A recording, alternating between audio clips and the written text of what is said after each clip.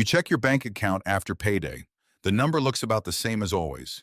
You've been saving for years, working hard, doing everything you were told to do, and somehow the finish line never gets any closer. But here's what almost nobody tells you. Money doesn't move in a straight line. There are exact numbers, invisible thresholds, where the entire game quietly changes. Cross them, and banks stop seeing you as someone to squeeze. Cross them, and employers stop seeing you as someone they can push around.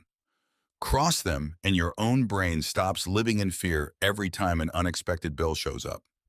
For most of your life, nobody names these numbers out loud. That's not an accident. The financial industry profits from you staying uncertain. Your employer profits from you staying afraid to walk away. So let's name them. The first threshold sits at $100,000.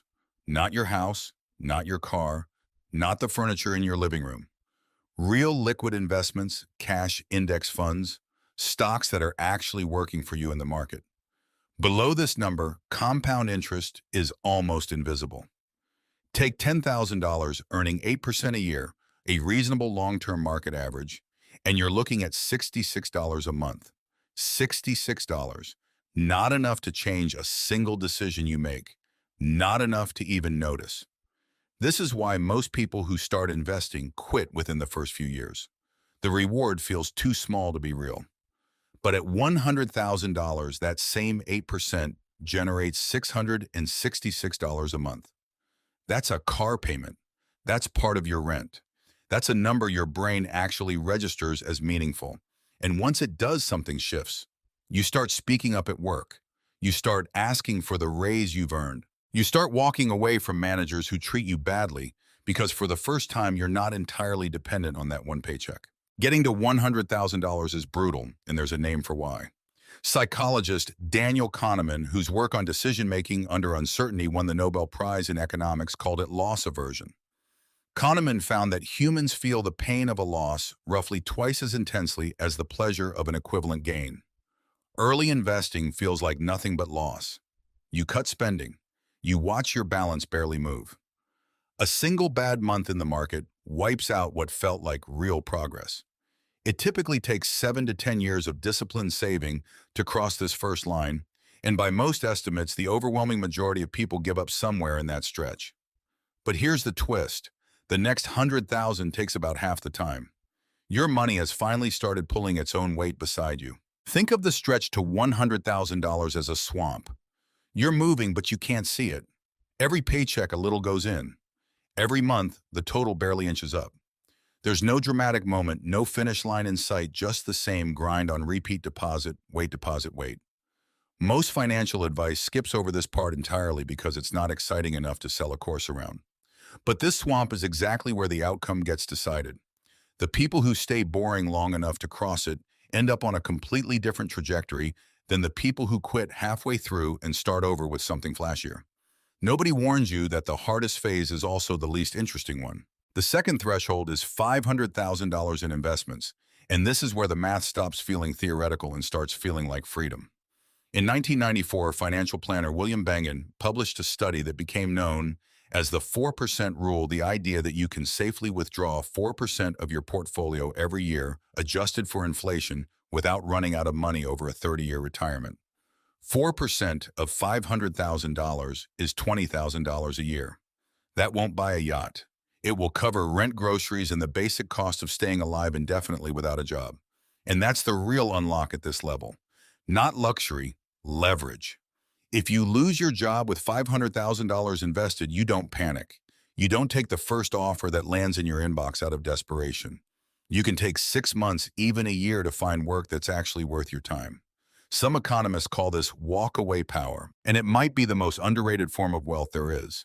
At an 8% return, that same $500,000 is quietly generating $40,000 a year, more than most full-time jobs pay in large parts of the world, without you doing anything at all.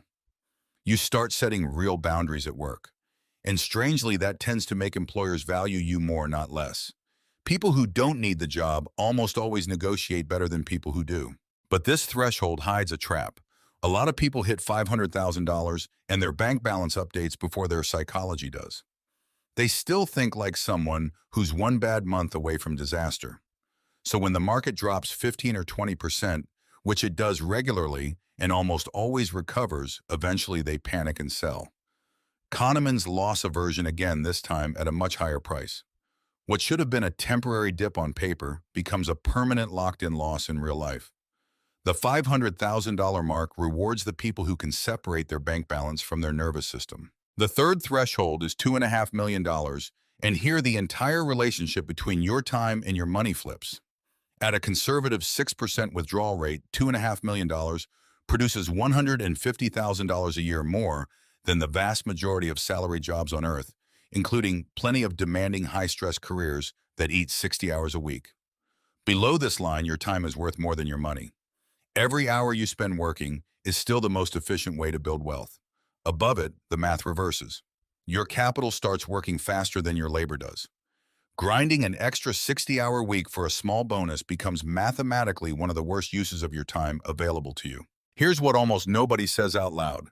$2.5 million is nearly impossible to reach on salary alone.